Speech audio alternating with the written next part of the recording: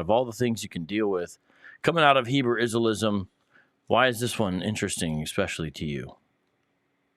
Yeah, this is interesting because it's just the blatant lies that are told. You know, the disregard for all the work that's been done to try to get to the actual truth. It just amazes me how these guys just disregard what every piece of information says about these stones called the Father Nazario stones that have been disregarded, have been pretty much labeled as fakes and phony, pseudo for years, for centuries, and now we're just learning that there was some type of written language, which there never has been anything found like this before in at least Puerto Rico and the Caribbean, Dominican Republic or the island Hispaniola or Cuba. You don't really see anything like this. The closest thing you see is the what do you call it? The Mayan alphabet, pretty much. But yeah, so it's just amazing how they will straight up, people like Captain Kataza of ISUPK or Rob Yawasop of Sakari, Al-Yazar, Hakka, all these people, man,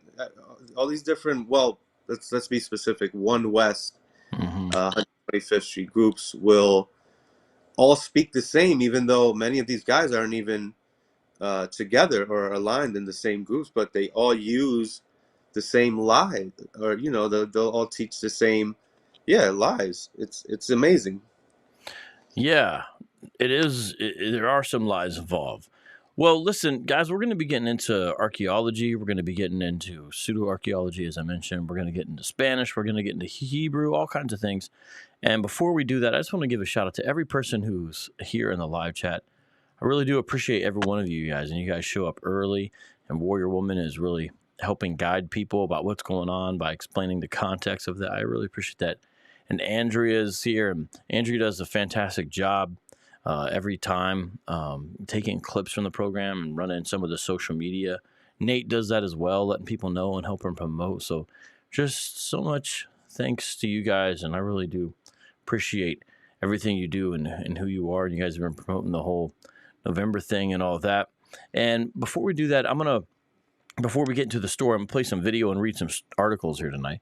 I wanna actually read a Bible verse here. So someone said, "Who's San Miguel?" San Miguel is a ex-Hebrew Israelite. He was in the ICGJC for 7 years, right?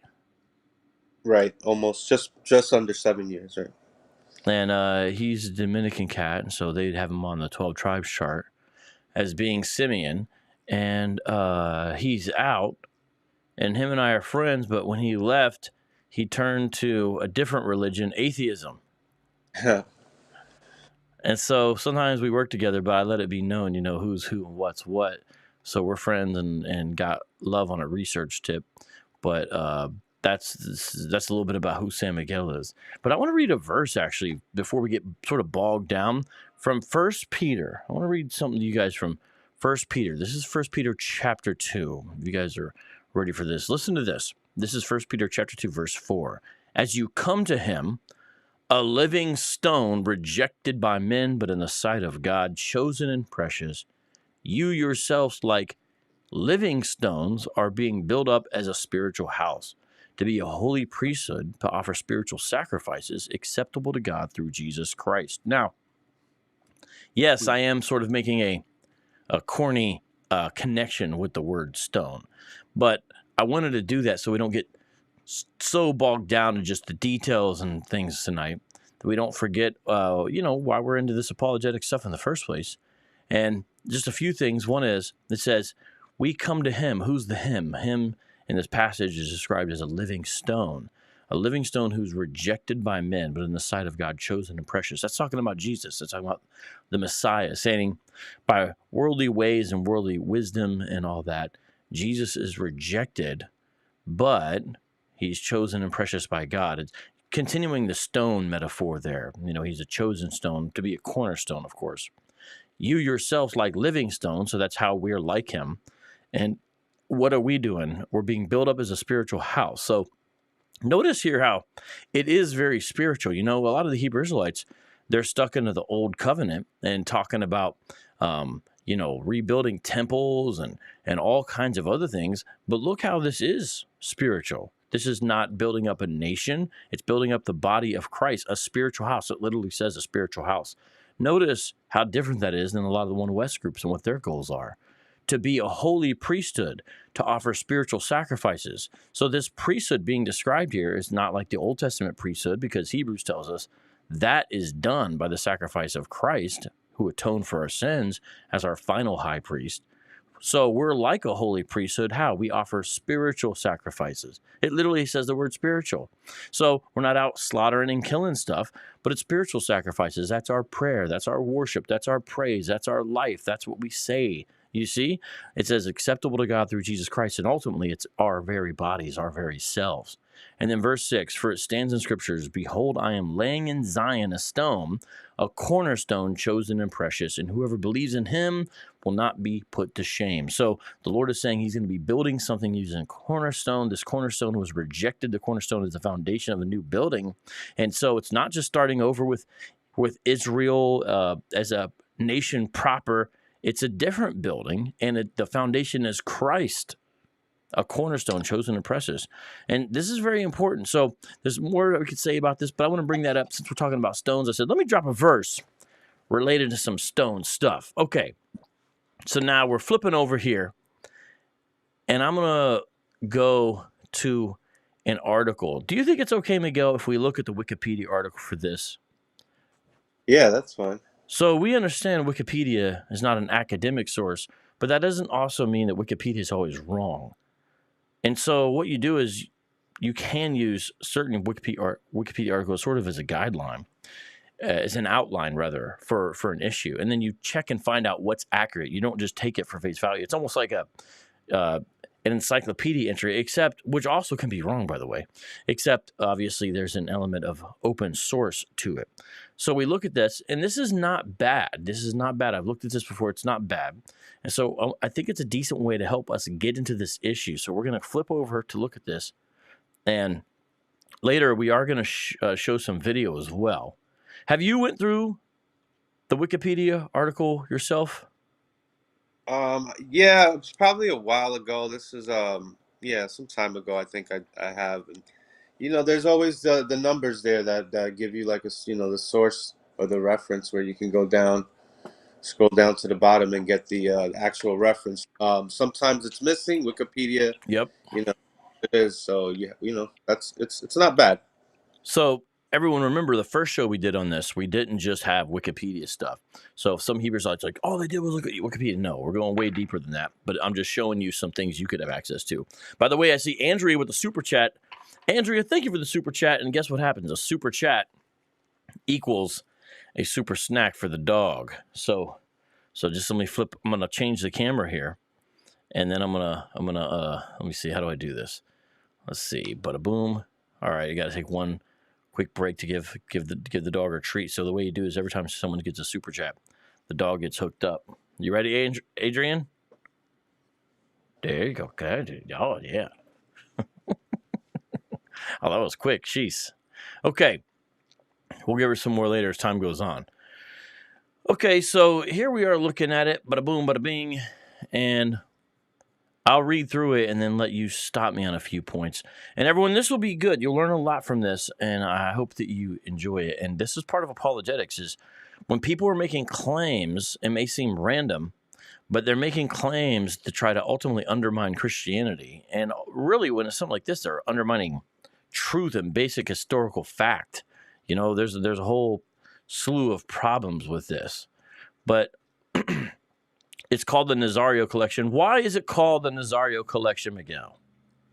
It was a Roman Catholic or a Catholic priest by the name of Father Nazario, who was according to his own account, was directed to these stones by a cacique, Taino woman. Cacique is Taino or Arawak for chief, I believe. I believe cacique is chief. Yeah, like it's like a local leader, is my understanding. Right, something like that. So this is a story that was this goes back to, was it the 1800s, I believe, when this story happened, when this took place. Father Nazario was with the cacique woman who said, go get these healing stones because she was on the verge of dying, and she told him where to find it. This is all according to Father Nazario. And yeah, so he, told this account, and over the years, it's almost going on, 2 centuries now. You have different experts in different fields look into this and give their opinions, and that's what we're gonna get into pretty much. And what the One Westers do, everyone, in case you're not understanding the connection, they try to use these stones and they say a few things. One West Hebrew Israelites, they'll say, look, these stones have Hebrew on them and they're in Puerto Rico. This proves that this island had Hebrew people on it, Hebrew speaking people, and therefore this shows you the proof of our chart that Puerto Rico is filled with Ephraimites, because they would claim that Puerto Ricans are of Ephraim. That's the way they're using it, Right. the pseudo archaeology. So let's read this, the Nazario Collection. Also, it's got other names there. Father Nazario's Rocks or Phoenician Rocks. Some of these names I haven't heard. I just know the Nazario Collection, as far as what I've seen bandied about, are a cache of carved stones that originated in Puerto Rico. According to contemporary accounts, the statues made of local serpentine rocks were first discovered by Catholic priest Jose Maria Nazario Cancel during the 19th century and feature unidentified petroglyphs that have been speculated to be connected to the Old World for over 130 years. So a few things here. Notice what it says, everyone. This part of the article is correct. They're unidentified petroglyphs. Right. Unidentified. And if you look up here where it says what they are, 15 to 20 glyphs of unknown origin, separated by lines with a variance in order and arranged in grids.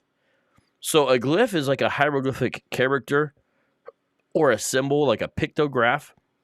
It's usually carved, and this is what it's saying they are. So they're not Hebrew characters. They're not forming Hebrew characters. That's not what they are. That's not what's happening. So this is important to understand what's on these little rocks that we're going to show you here. Created sometime between 900 BC and 900 AD. That's kind of a wide range. But discovered in the 1870s. They're in different places throughout the world, such as the Institute of Puerto Rican Culture, and these other places you can find listed here, including the Smithsonian. There's about 800 of them, but they're not all together. So notice this. It says they have been speculated to be connected to the old world for over 130 years. Doesn't mean they are. It's just letting you know people have speculated about it. Original site was not far from Yucca and was underground, where it was hidden under a slate that concealed a tunnel. And this is all according to the story, though. Everyone should understand this is according to the story that the Catholic priest gave. I like how this is one of those instances, Miguel, where one Westers think we can trust Catholic priests. Oh, yeah. When it's convenient. I mean, I'm not saying what he said was wrong or anything. I'm just saying, the second you say Catholic, they flip out. But it's okay when, this guy's telling a story they like, Right. Overwhelmed with the quantity and difficulty of transporting a trove that totaled more than a ton, he opted to abandon his individual approach and recruited locals to aid in the moving of rocks to his house, where he conducted the first research on them by comparing them to similar objects from other countries. Nazario would combine his research with his religious background, leading to the hypothesis that there might be some connection between them and to the 10 lost tribes. What are the 10 lost tribes, Miguel, and how is that important in this story? So the 10 lost tribes go all the way back to the time of Salmanassar and the Assyrian Empire. Well, I mean, they go way before that, but there was a split, and um, the Hebrew Israelites from one West, quotation marks, they like to use the Apocrypha, as we know, some of us.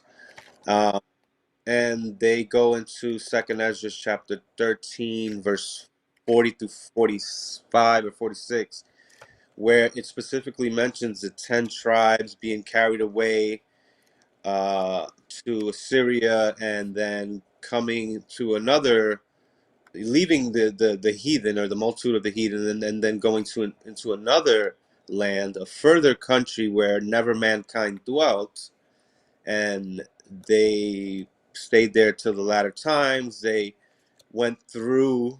It took a year and a half for them to get through that country, is how it's worded. So this is 730 BC, 720 BC. This happened where, and keep in mind, this is the Apocrypha, Second Ezra chapter 13. So how, it's considered pseudepigrapha. So how valid is this story that was supposedly told by an angel to Ezra? So it's they just to give you a little bit of the history. If people don't know, you can also read about it in Second Kings, chapter, what is it, 17, I believe, or First Kings.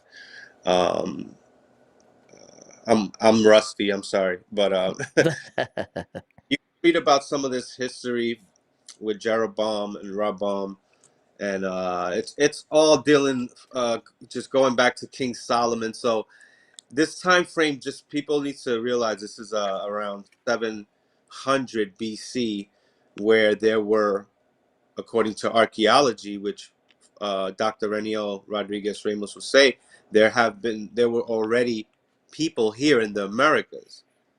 So that's just a little side note. But yeah, this is important to note, because the 10 tribes that left, according to the Apocrypha, never came back, and over the years they've just always been like something to look for, some secret knowledge that people are just craving to have an answer for. It's yeah. Yeah, So so I'm going to read a little bit of this is a great book on this.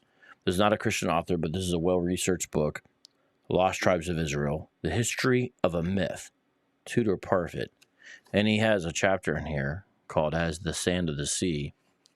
And this is important to understand that a lot of the speculation begins with the age of exploration. So this is from page 33. How were Europeans to integrate the peoples who came under their sway into this new social map? For the first decades of Spanish rule, the most essential question revolved around the respective rights and responsibilities of the Spanish and the conquered Indians. This was to culminate in the great debate between de las Casas and Sepúlveda in 1550. Initially, the origin of the Indians was not at the forefront of the colonists' mind. There was still no conception of a new world. All that had been discovered, as far as anyone really aware, was a new portion of the old world. Believing until his death that he had merely discovered some islands off the coast of Cathay, Columbus clearly supposed the natives to be Asiatics of some description. As we have seen, the territories discovered had been placed firmly within the realm of European sacred history, with the suggestion that Hispaniola was the Ophir of the Bible. Even if it was not stated, there was already the lurking suspicion that the people inhabiting the islands might have something to do with the Israelites via King Solomon's trading contacts with the illustrious gold lands. Magellan's voyage might well have proved to thinking people that Jerusalem was not in fact at the center of a flat world, but that the Sacred Heart of Christendom still radiated significance throughout conquered and newly discovered territories. And as we know, a ray has a starting point, but is infinite. In time, and particularly once it was understood that the Americas were a new and quite distinct continent, a veritable new world, question as to the origins of its inhabitants multiplied. Who were these people? Were they descended from Adam and perhaps from Noah? How did their history fit in with the biblical chronologies? And what did the Bible have to say about them? And if they had made their way to the Americas in very remote times before Noah, how come they had survived the flood when no one else but Noah and his family had done so? This difficulty suggested strongly that they must be descendants of Noah.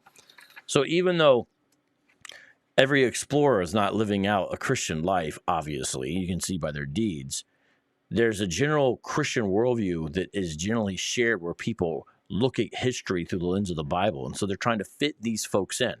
A number of theories were put forward connecting the Indians with the Phoenicians, with Arabia, or perhaps, as we've seen, with the biblical Ophir. The point was that if the Indians were not connected with the biblical count, and if the scriptures had not made allowance for them in some way, the Bible would appear to be incomplete. At the beginning of the 16th century, Joseph de Acosta and Gregorio Garcia insisted that the scriptures were not to be denied. It had to be accepted that the Indians were indeed descended from Adam and Eve. Bartolome de las Casas not only accepted that they were full descendants of Adam, but that they were the elect referred to by St. Paul, who would be gathered up to join Jesus at the end of days. So there's more there, and I hope you guys understand how fascinating this is. This is sort of the origin of this fascination within the European mind as they're exploring. Now, the lost tribes myth had always been a question, and this book shows how all kinds of people claim to be lost tribes.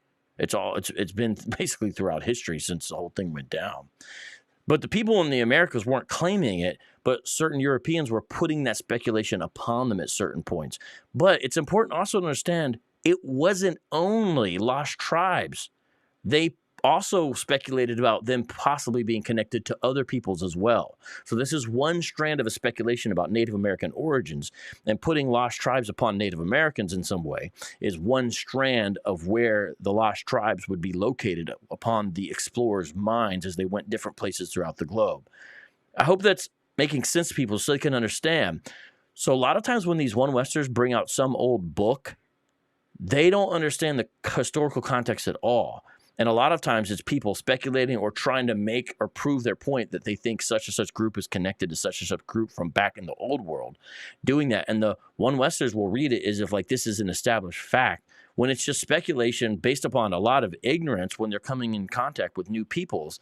And so that's what's going on. I wish I could read this whole book to you, honestly, because it helps explain so much. But have you ever looked much into that, San Miguel? And do you think that helps people understand some of the background to this whole Lost Tribes myth and how that fits in with these stones and really the One West project in general?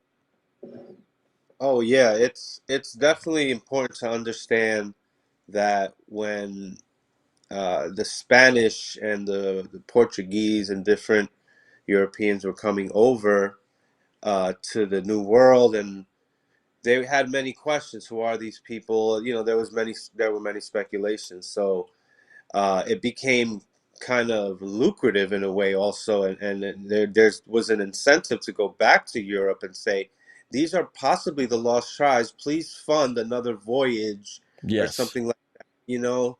So it was turned into a political thing, a religious thing.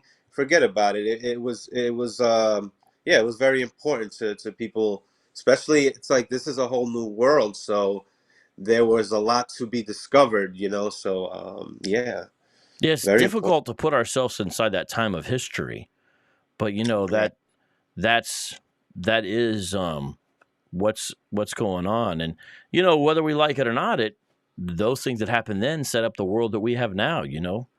Like, you know, right, you being Dominican, you're directly your ancestors are directly affected by this, you know. Like, right, for example, have right. you ever done a Yeah, DNA test? I have. I need to do a video on that once and for all. Yeah, I'm 10% Taino or native, and 24 24% African, Hmm. and 66% European. I'm very European, 2/3. But I think that's, yeah, you're part of the 2/3. Just kidding. I think that breakdown you gave, I think that's relatively common though. Meaning, I think when I've looked at the articles I've read, I'm saying, I think that breakdown is pretty standard, isn't it, for like a lot of people in the DR and PR? That's what I thought anyway. When I Yeah, I'll say mostly for Dominicans. I know that because I recently did a video on the racial makeup of the Dominican Republic, and even though the majority of the people there are considered a mixed group, whereas in America the mixed group or the mixed racial group is probably like 8%, maybe less. I'm not Yeah. sure. Somewhere I think in Dominican Republic it's 72%. Hmm. So, but I wanted to get into, well, how much, how much more do we have Right. African, European, So yeah, you'll find according to different DNA tests, and from my ancestry to my African roots to Do you know your ancestry. haplogroup off top? No, I didn't get all of that. I Oh, did the basic. Yeah, I I should have went gotcha. to like 23andMe. I went to do the basic and my ancestry. I always forget if it's my ancestry or ancestry. Well, Anyway, we'll look forward to your video on it. That'd be good. So back to the Wikipedia article on the Nazario stones. Let's look at what this says. Due to the ramifications that their authentication would have on mainstream concepts of Pan-American history, the authenticity of the pieces has been in question from the onset, with researchers providing conflicting opinions. Now, everyone must understand, when it says authentication here, if you're reading this like a one Wester, you think it's saying that they're authentic in Hebrew, that it's actually Hebrew on the pieces. That is not what this is in reference to. It's very explicit and obvious if you're reading it as it goes on. What do they mean by that? So everyone can understand when they talk about the authentication of the pieces. that it's has historical value, Yeah, and they're yeah. it's not. Yeah, it's. I don't know if you were asking me. Yeah, no, I was asking. Yeah, and exactly what you're saying, because I saw you try to explain this to Katazov. God bless your soul. Oh man, He yeah, wasn't having it. no, yeah, he was trying to, set me up. Do you know what authenticated means? And it's like, Like you don't you know. know, what- like as if, come on. But yeah, that's exactly right. It's like we have to be very careful on what we say and how we, speak what we know, because as we go on, you're going to see that there's still a lot more to learn and figure out. There's inconclusive uh, there's no conclusions to what this is we really don't know what this is. Yeah. So yeah, when I was, Amen. So the authentication everyone here has to do with, are these frauds? Meaning, are the pieces essentially, were they created in the modern era? Is this a hoax? The authentication has to do with, do they actually come from the past in history? Not saying that the language is Hebrew. By the way, they have been authenticated, meaning they were created in the past. They're not modern forgeries. That's what it's all about. That doesn't mean we know what the symbols on it mean, though, yet. That's a totally different question. And that one's still up for grabs. Despite this, several foreign archaeologists traveled to Puerto Rico in order to study the pieces. And they give some examples of this there. Among those that inquired on the matter was ethnographer Alfonso Pinart. He's a French guy who examined the pieces, included that they were undoubtedly authentic. So again, he's not saying that they're Hebrew. That's not what I've understood in regards to that. He's saying that they're actually creations from antiquity in some way. The explorer also expressed concern that some people could try to falsify pieces to receive gifts in exchange from them. Locally, historians took an interest in the matter while archaeologists did not study them for decades. After the death of the Nazario, most pieces were kept at the ICP with, that's weird to say ICP. Don't you always think of a insane clown posse? right there you go. With others being kept by the UPR and foreign institutions in New York, Spain, and Paris. During the 1980s, the collection attracted Historio Aurelio Tio, who tried to recruit a variety of institutions to the cause of studying the pieces. During the 2010s, the study of the pieces was led by archaeologist Reniel Rodriguez Ramos of the University of Puerto Rico at Utado, Father, right? in collaboration with experts from Universidad. You see the places, okay? Miami, Haifa, among others. Radiocarbon dating of soot impregnated in the glyphs. So this is how they did it. There's different ways to determine the age of something. Some are more reliable, and you can't always do every kind because of the material, but here they were able to do it based upon the soot in the glyphs, and it supported an ancient origin with a date range of 900 BC to 900 AD. So that's like 1,000 years difference here. Yeah. Oh no, oh wait, that's a 2,000. That's almost a 2,000 year, 1,800 years, right? Wouldn't that be? Yeah. Yeah. Geological studies concluded that the petroglyphs were carved in Puerto Rico and that the serpentine rocks were local. Preliminary results using high-power microscopes found that the technique used was unlike any of those of the local native groups. So these are an anomaly. While another from a use-where laboratory concludes that that stone tools were used. Preliminary epigraphic studies found similarities between the petroglyphs and the Libco-Berber alphabet as recorded in the Canary Islands and the Tartessian language of the Iberian Peninsula. Right. So I don't know much about this last sentence right here. I don't know if that's contended or anything, but if it is, notice it's just saying that the petroglyphs are similar. There's some similarities in the alphabet. That's interesting, but it's not saying it is that. But that would of course not make it Hebrew. Do you know much about this sentence right here? I don't know much about the sentence. This might have been something that was added before the recent studies that were done with Christopher Ralston and oh yeah, because it's from 2016. The source is from right. 2016. Right. So if it's from 2016, then yeah, this is before 2019, which is when they started really getting into some new research and some new research, epigraphy, and the forensics studies on these things. So yeah, you can see that time frame that closes up when you read the Sun article to 600 years. So yeah. And everyone, epigraphy is the study and the interpretation of really old inscriptions, basically. That's what it is. Right. So let's talk about the exploration here and discovery. Attributed to a Catholic priest, and this is why the collection is named after him, Nazario. And when we're doing this, this is important. What it does is it should show everybody that you should look into these things when someone talks about them. A native of the municipality of Sabana Grande that had settled in Guyanaville and received education. So this is his background. So he had some background in ancient languages. And here's a little bit about his background. Interested in philosophy and archaeology. New Columbus or something like that. Okay, this is kind of not really relevant, but you guys see this. So here's the important part right here. So I know you talked about it a little bit. Do you want to read this or do you want to recount it? Because I want to make sure I'm not just having you sit there looking. No. What was the time? When did this guy live, Father Nazario? Oh, this is in the 1870s. This is right. Yeah. Let's see if I've got his exact.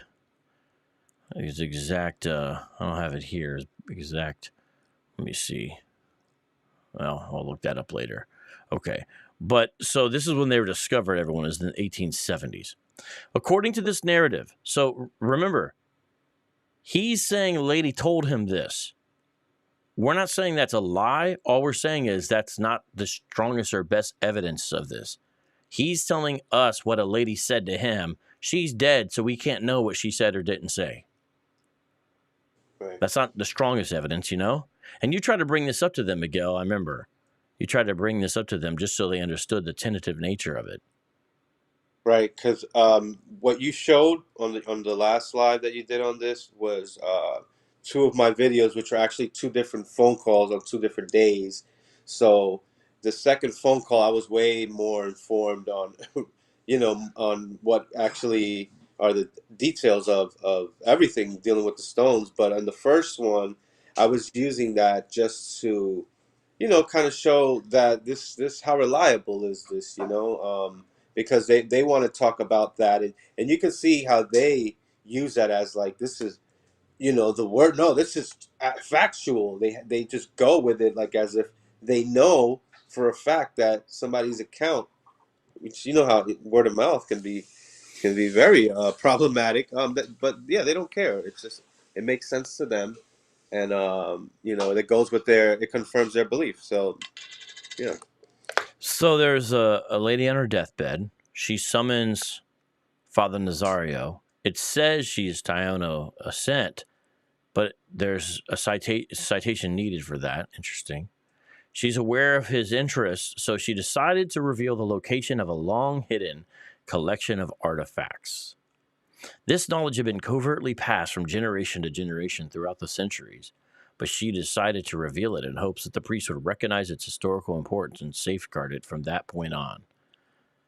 This is a little fishy. I mean, you remember those Nicolas Cage movies, National Treasure? You're right. This is National Treasure PR edition. With time, the old woman was given the name of Juana Morales and was claimed to be the last descendant. So, but notice this is something that it appears to come from later, because notice what it says is with time. So it looks like there's elements of a fish story perhaps in here. You know, like, look at this person she's supposed to be now. And look at this. Elements that were not found in the original version. So, you know, but they cited that like it was definitive. Remember that? Right. And you know they got it from here because he was trying to say, oh, I went deeper than the Wikipedia article. But I guarantee you this is where he got it from. Yeah, I mean, the original story, we don't know what really went down. It could be that Father Nazario was just trying to make it very elaborate to create, like, you know, like you said, National Treasure or, you know, Indiana Jones type stuff. Yeah, and check out this. This is fascinating. There is no record of an elderly person by that name dying during that time in the municipality's records. But there is a local Morales family that lives at Barrio Indio and has its own oral tradition of the events dating back to at least the 1970s. So they've got a tradition that's 100 years after the discovery of it that we know of. And it appears it's distinct from this, the Morales family. So everyone should like understand there's an element as far as the origin element. You take it with a grain of salt. Now we're going to show you the stones have been authenticated, but we're getting into the origin story of this. Nazario then traveled between municipalities until he arrived at a riverside location at what is now speculated to have been the modern Barrio Indios, reaching a stone slab that was meant as a marker. Digging the terrain, the priest found a tunnel and continued rummaging until he reached an alcove within which were more than 800 rocks and stones of varying sizes, several of which had anthropomorphic shape, all covered in unknown petroglyphs that did not match any Amerindian civilization known to have lived in Puerto Rico or the Caribbean. From 1880 onwards, the rocks were taken to Nazario's personal house, not the parochial house where he kept the other fragments of his finding and several other archaeological pieces as part of his collection. Nazario gave the people involved in the extraction a modest reward for bringing the pieces there. In 1883, Augustin Stahl and De Castro visited the house to discuss the possibility of creating a Puerto Rico museum of natural history. So understand, though, from the One West perspective, these people are part of the oppressors that are doing all this and a part of colonizers. I mean, well, it's not really just One West perspective. They were, basically. Now, I don't know, this guy may have been a good guy himself. You know what I mean? Maybe he had a genuine heart or something like that. But nonetheless, and of course, the One West, they're trying to push a false religion on these people to help them forget their identity. So it's odd that then he's doing, if he's knowingly doing that, as they seem to intimate, that he's also bringing this to light. But you want to comment on any part about the Nazario elements or a part of the story there before we move on to the next part? No, you can move on. All right. Nazario named them Anthropoglyphites. My pronunciation is not very good. Considered each individual piece a volume in a larger story. In his writings, Nazario stated that they had been found packed in a small area and at a distance that was not extraordinarily away from, how do you say this place? Guyana? Oh, Guayanilla. Right. Guayana, speculating if they had been hidden there to avoid being lost at war between local and foreign natives due to its proximity to the chiefdom. Okay.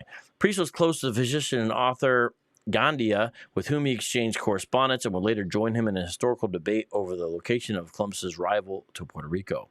Nazario gave him 2 pieces of the collection to him and requested that they were kept safe and close. In 1881, when Gandia was chosen as representative of the PR media and the activities held to commemorate the second, okay, this is getting kind of This is some of this is not really that relevant, I don't think. But No. let's see. The first formal mention is in 1890. All right. Let's see here.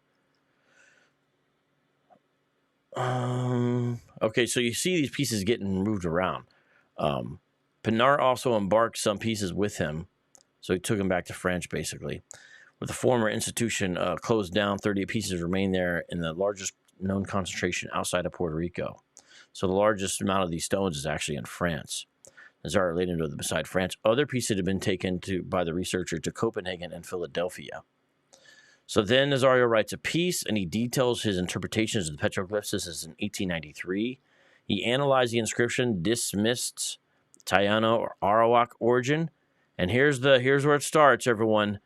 By 1897, he had concluded that the carvings were more reminiscent, and notice even this little Wikipedia article, reminiscent of Chaldean or Hebrew languages. Now, those are not the two same things. That's important to understand. Yes, I understand the relationship, but I'm just saying. Because Chaldean essentially would be like Aramaic, everyone. Assyrian, Chaldean, also called, or the predecessor to Aramaic, saying that he recognized some of the characters present. Well, we need to see what those are. What are the characters that we can say this is definitely Hebrew? And that's something we need to ask the Hebrew Israelites who claim this. He asserted that based on the study of the petroglyphs, it was safe to conclude that the pre-Columbian inhabitants of Puerto Rico had perfected writing beyond the natives of Mexico or Peru, speculating that the pieces could have been a pre-Columbian national archive of some kind. Nazario would then begin an effort to translate the characters phonetically after acquiring a copy of A History of the Nations, Chaldea, and using the characters present in a Babylonian religious artifact reproduced there. The document would be modified and became later known as Phonetic Orthography of the Indians of Puerto Rico. He hypothesized that perceived linguistic similarities could imply that some of the 10 lost tribes crossed Asia, making their way into the Bering Strait and traveled from there to North America before dividing somewhere near Central America, and they arrived at the Caribbean. There's a lot here, but basically people said, nah, imaginative, crazy, skeptical. Mm-hmm. And people said these are probably frauds. That's showing the reaction there. And basically people kind of ignored them. Now, they make a big deal about this part right here, Miguel, in your discussion with Kataza, right here. Because someone from the Smithsonian offered $800 to buy the pieces, but the offer was declined. What did he claim was the motivation from the Smithsonian for this? To hide the truth, pretty much. Yeah. You know, Fuchs, his name is, right? Jesse Fuchs, is that what it says? Yeah. Yeah, Jesse Walter Fuchs. I'm sorry, it's very small. Sorry, yeah, Jesse Walter Fuchs, yeah. But yeah, he's the one that I believe first took some out of the island. I don't know if he purchased, because at the same time some articles will tell you that they refused to sell them because they were trying to sell. They were trying to buy them for too cheap, for too little, Right. and they ended $1 up a piece, basically, because there's 800 of them. Right.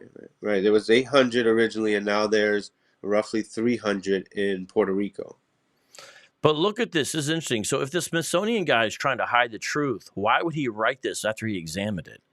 I want to show you what he writes, everybody. Look at this. However, in his examination of the carvings, Fuchs also commented that the inscriptions were not Amerindian in origin and labeled them as exotic, leading to an assumption that they may not be ancient. But I'm just saying this part seems like he wouldn't write if he's just trying to hide it. But this part, is implying that they may be fraudulent. And so this is interesting. And look at this. Despite his skepticism, Fuchs took some pieces with him, which he placed in an exhibit along with pieces of dubious origin at the National Museum of Natural History based on his initial assessment. Now, he didn't destroy them, did he? Right, exactly. He kept them and put them on display. Now, he did it along with pieces he also thought were dubious, meaning we're not so sure about this. Right. But do you guys understand? So when you see Kataza say, he's going to try to destroy him, we displayed him. So that's important to understand as well. So more. And this is interesting. So then Hostas, he got some more of the pieces as well, which at this point he estimates was around 700. So they're getting kind of doled out little by little. Nazario dies in 1919, and the pieces became segregated, with only around 250 being acquired by a collector and preserved at the IPC. First pieces arrived there in 1950s as a place of storage. So this is just showing you kind of the trail and everything, right? And some of them lost along the way, but they're all over. And check this out. This is fascinating. Look at this, Miguel. A number of writings authored by Nazario were later recovered by Gandia, who republished them in El Imharacal, and claimed that he had seen Martin J. Bernstein of the Dominican priest obey him on taking some of the documents once his friend died, with the documents later being found by a priest in the parochial archives there. The origin story was first published by Hostas more than 3 decades later in 1955. So people were being told the origin story, but it appears the first time the origin story is in print is in 55, from what I'm able to discern from this. Wow. I mean, my mom was born in 55. You know what I'm saying? Like, Yeah, having already, the origin story was very important, and is very important to these Hebrew Israelites, because that's how they try to make the connection to the or the Hebrew Israelites that are supposed to be the important ones amongst the tribes that are holding these things as, like, something special. Yep. But, having already deviated slightly from its original account by integrating elements related to the adaptation of the account to then concurrent concepts. In it, he discussed a booklet filled with notes from Nazario being the last known person to see the lost document. So then they get included in the work of C.B.F. Walker, because he wrote some books on cuneiform writing, made a little assessment, and said it possessed characteristics similar to pieces recorded circa 2000 BC that could be Sumerian in origin. So notice all the people were having all these different speculations about what it is, but no one really knows what they say yet. And that's still the case today. Right. And so they're trying to get all these people involved with it to study them, but it appears people aren't really interested in studying them. So it's just like they're kind of writing on their own. Yeah, when I spoke to Dr. Reniel, he says that, and I believe it. We went over that, the fact that anything that was always speculated to be anything like any artifacts pre-Columbus would sometimes automatically or just immediately be labeled as like pseudo. So that's what Dr. Reniel was saying. He had to be very careful how he went about trying to authenticate this and do the research, because there's this dismissive nature immediately to just just this can't be real. So that probably played a part in a lot of this back and forth, and it's people probably with their assumptions or biases that just get in the way of getting to the truth. Plus, the technology we have now is is on another level anyways, and they would have had back then. So yeah, we can see a lot more than they would have. Yes. And I want to show this. This is going to be significant, because what will happen is people that don't know the background of some of this stuff can jump to conclusions. I want to show you this piece I got highlighted right here. Author Barry Fell concluded that the inscriptions were not random, and that the characters correspond to pre-Greek characters found in Cyprus, Turkey, and Crete, rearranged so that they would be phonetically read in pre-Incan question. Now, notice, first of all, that would mean they're not Hebrew. But Barry Fell is an interesting character. A lot of people don't know who he is, but once you get into a lot of the pseudo archaeology, he's really big into it. So it gives his real name there. He's a professor at Harvard Museum of Comparative Zoology. He was a professor of invertebrate zoology. So his actual professional research was in starfish and sea urchins, but he's known best for his pseudo-archaeological work in the New World.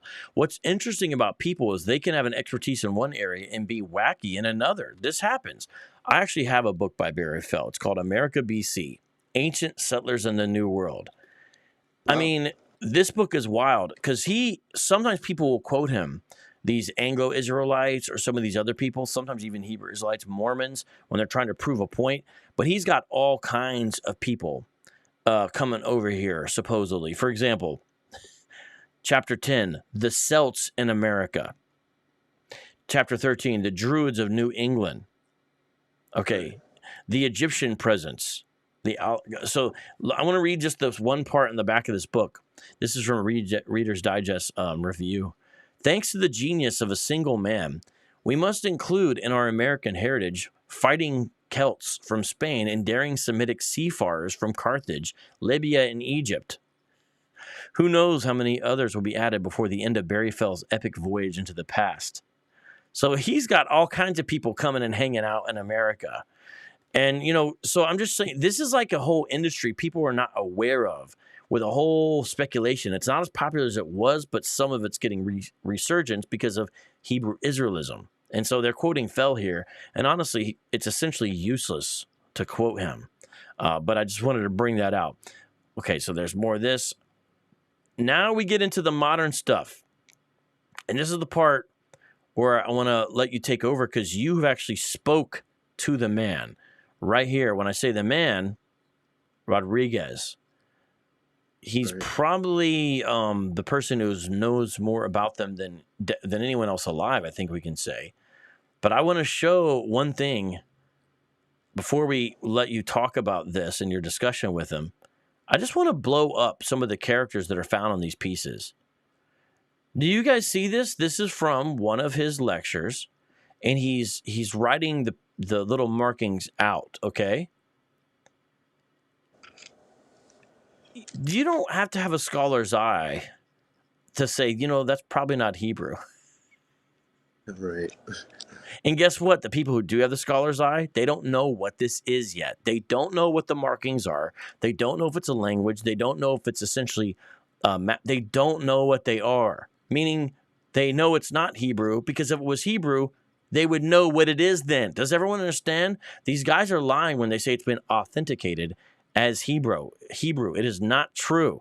These are characters found into pieces. And when I show you pictures, you'll see it's the same thing. But you've actually talked to him. So I want to, can you tell us about your discussions with him and give us some background? I'm going to put the camera on you because I'm glad you're here because you've done a lot of behind the scenes research. The floor is yours. I appreciate it. Yeah, I mean, much respect to Dr. Reniel Rodriguez Ramos, first and foremost, because he had the bravery to push this further and, finally get to some type of conclusion, even though it's a little bit inconclusive. We don't have we don't know what it is. We don't recognize this to be anywhere else ever, anything like this ever to be found. So, but we know that it's not what all these people were claiming over the centuries. It was. I mean, when I spoke to Kataza and different people I speak to in the Hebrew Israelite community, I realized these guys don't really take the initiative to go out and talk to the actual people. These people are available.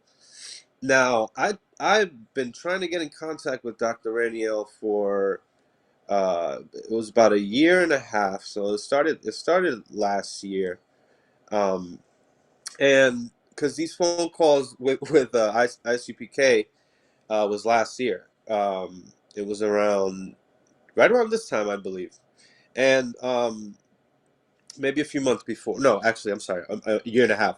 But yeah, right around this time last year, literally around Thanksgiving, Christmas, somebody left a comment. I don't know if he left a comment on a comment that I put on some type of Nazario post, because he's all over. I'm not Nazario. I'm sorry, Dr. Reniel. He's all over YouTube. So I tried to find everything I could and listen to what he has to say. He's the one that knows what he's talking about. He's the one dealing with these things. So I started leaving comments, and someone in Puerto Rico found me named Herman, and we exchanged emails and phone numbers. We spoke, and he said, "Well, I know Dr. Reniel. I have his phone number. Would you like his phone number?" And I said, "Yeah, I definitely want his phone number, but can you set something up? I don't want to just call him out of the blue." But he said, "No, no, go ahead. Yeah, yeah." I said, "All right."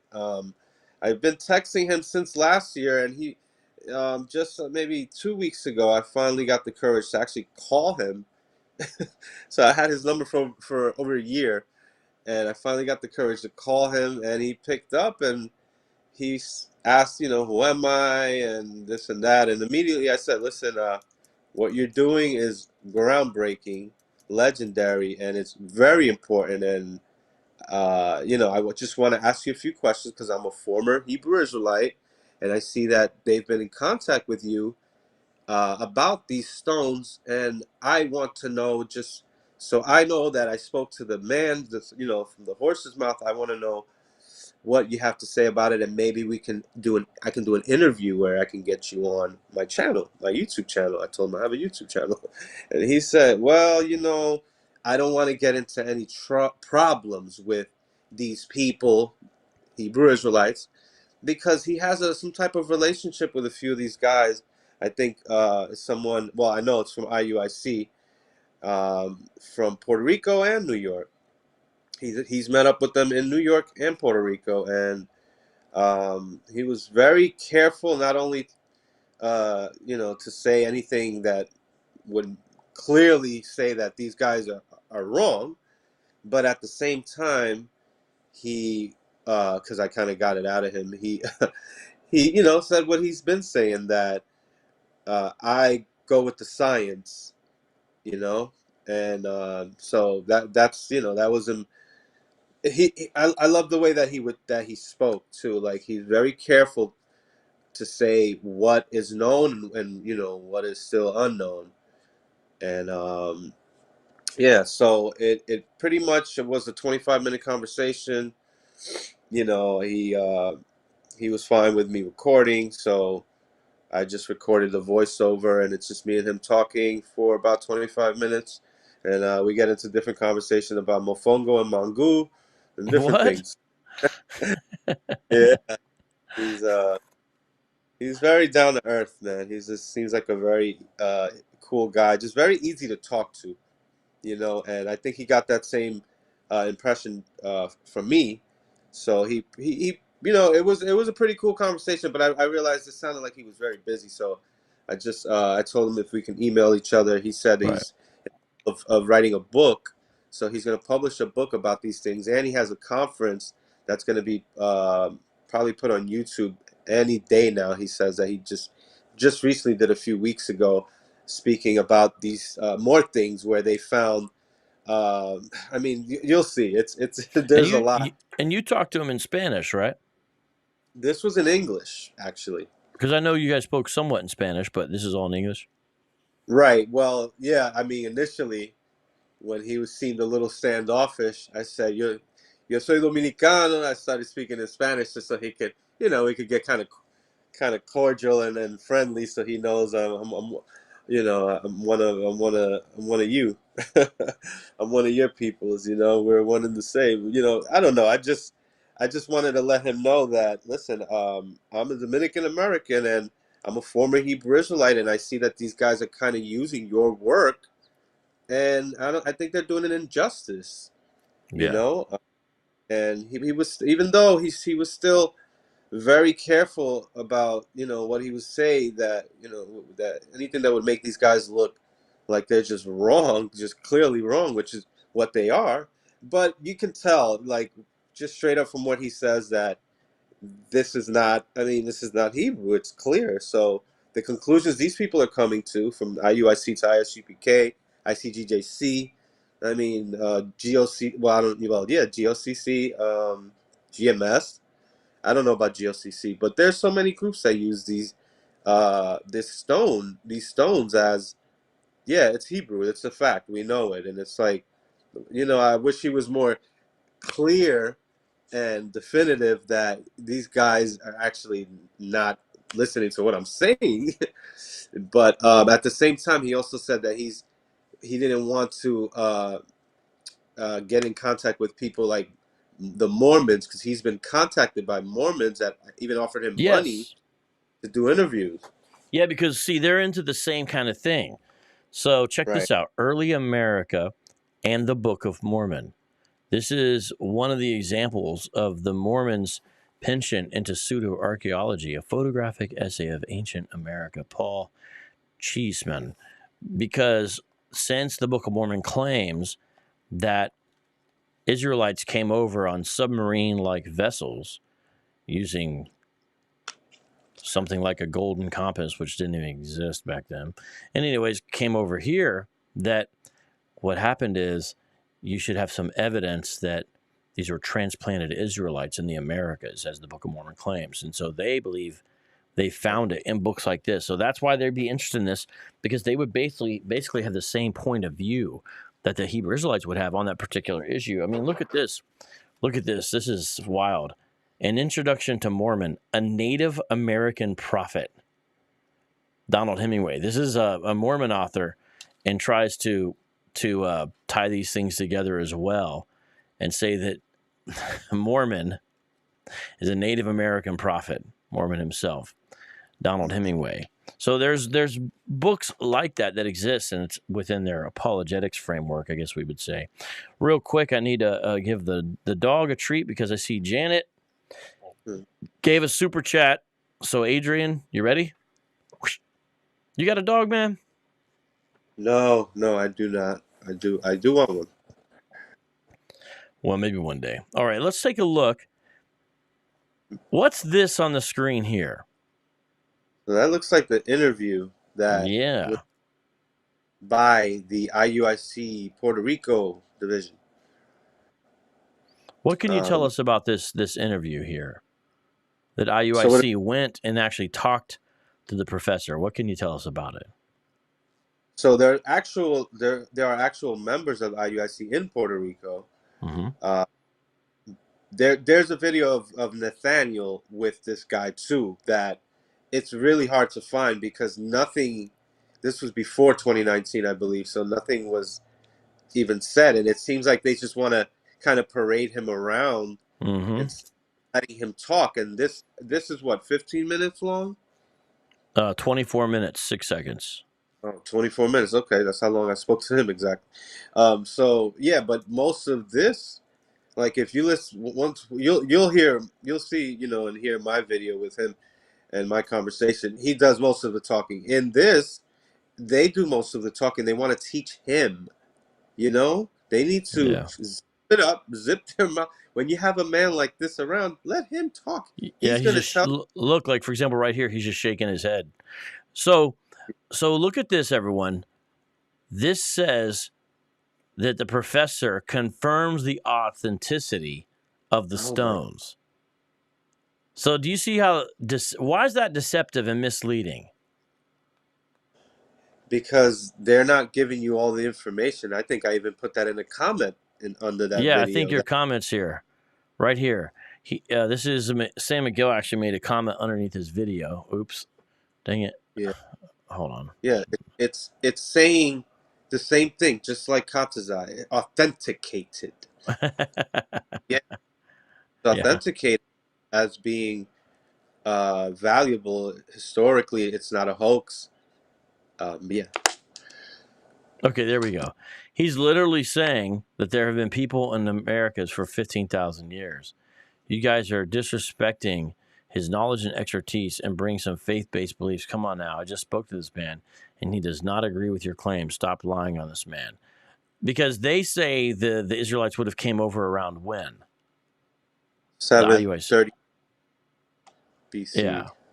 And then you also wrote, he will tell you the stones are not Hebrew or Phoenician. You guys are so deceptive. Surprised they let your stuff stay up here. I'm going to like your comments there. If you, towards the end of the video, he finally gets to speak, Dr. Reniel, and he'll say, right before he gets cut off, that that the 10 tribes would have come to America in 733 BC, or 733 years before Christ. Yeah, and that there have been same thing you said. The same thing I posted, that there have been, uh, people in the Americas for over 15,000 years. He's an archaeologist. He would know. So, like, yeah, this is Hey, here's a no disrespect. question. Why didn't they have the professor show them one of the stones from the collection and say, Mm, see right here, here's where the Hebrew is. Here's where the Hebrew characters are. It's been confirmed. yeah, You know, everyone, do you know why they can't have him do that? Because he doesn't he doesn't say that's true, because it's not. yeah, These are the two guys who went in there and talked with them and act right. like he's confirming what they're saying about these stones when he literally does the opposite. Like you said, so deceptive. Because It's very, yeah. I want to show I you guys, going back even just to the Wikipedia article.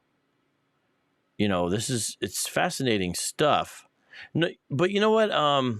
Let's go to the Haaretz article first. All right, how about that? And then after this, I'm going to play a video with Sakari where they discuss this. Ancient Trove may attest to lost civilization in Puerto Rico. University of Haifa, so that's in Israel, used Ware Lab called in to verify hidden cache of ancient figurines, proving they're really pre-Columbian. So what does that mean that it says they're proving they're pre-Columbian? Why is that significant?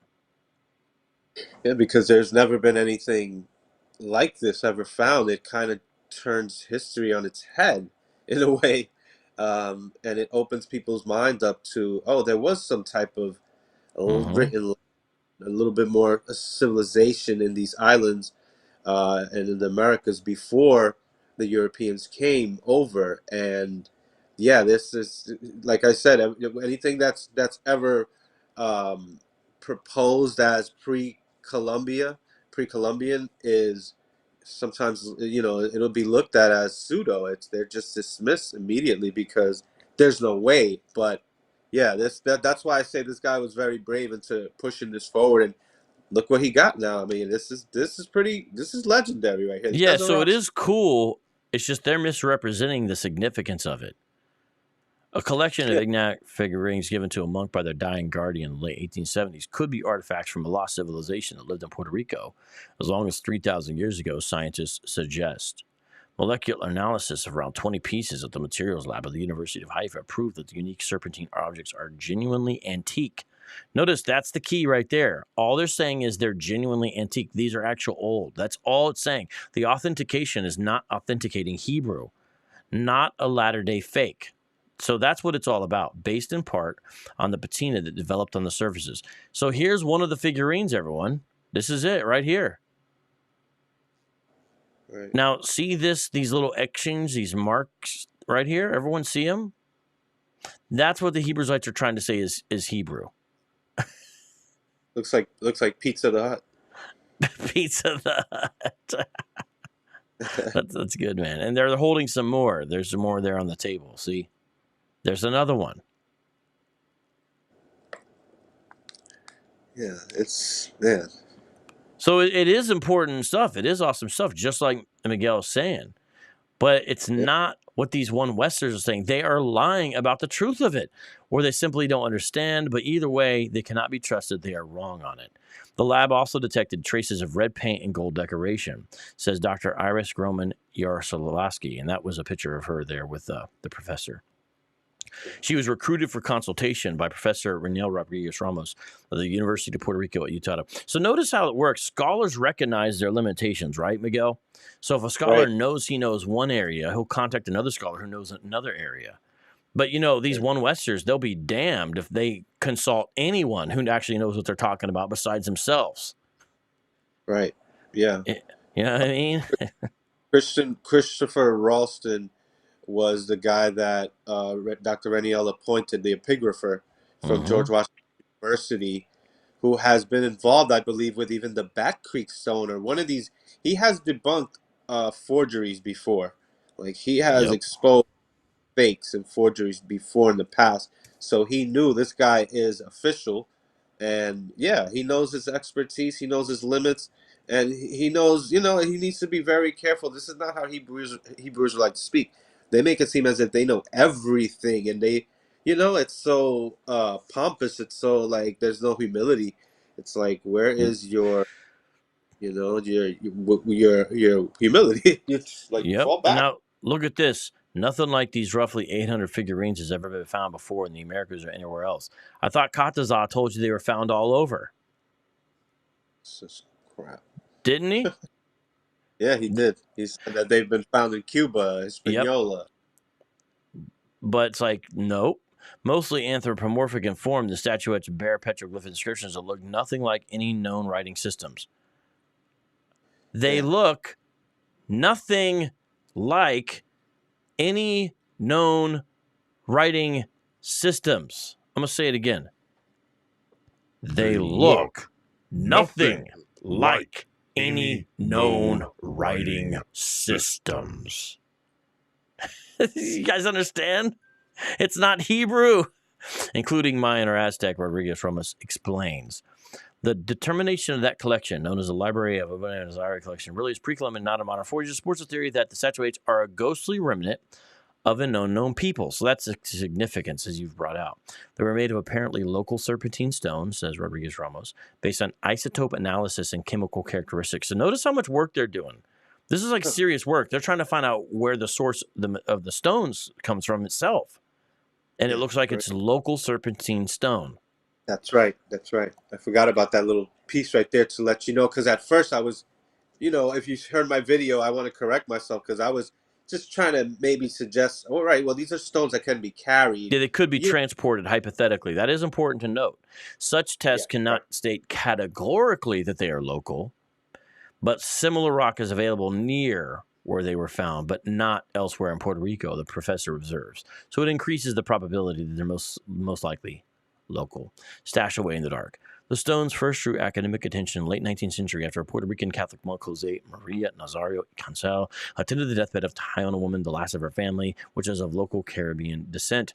She knew a secret going back generations. She told the priest the location of a hoard of ancient figurines hidden in a tunnel which had been guarded by her family for centuries. The priest dug them up and later related the tale to the 19th century historian Adolfo de Hastas. The rest is hotly debated history. Early detractors had charged that Nazario could have faked them himself. He would die in 1919 with the origin mystery intact.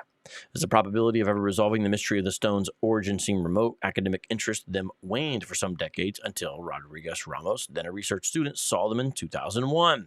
Given the inexplicable nature of the statuettes, origin theories had abounded. Nazario himself postulated that they had been carved by descendants of lost 10 tribes because he thought he recognized Hebrew or Chaldean letters in the inscriptions. So this is at one time. So he's following Nazario's lead there. This theory did not win acceptance. 10 tribes? No. Rodriguez Ramos tells Haaretz. So... Yeah. And this is important. He explains that Chris Ralston, an expert in the ancient languages of the Levant. So again, notice how many people he's recruited to do. This is how you do solid research or something like this. Notice this team that's developed here. So he gets Chris Ralston, who's an expert in Hebrew and Phoenician. He suggests that ostensible similarities might be observed here and there.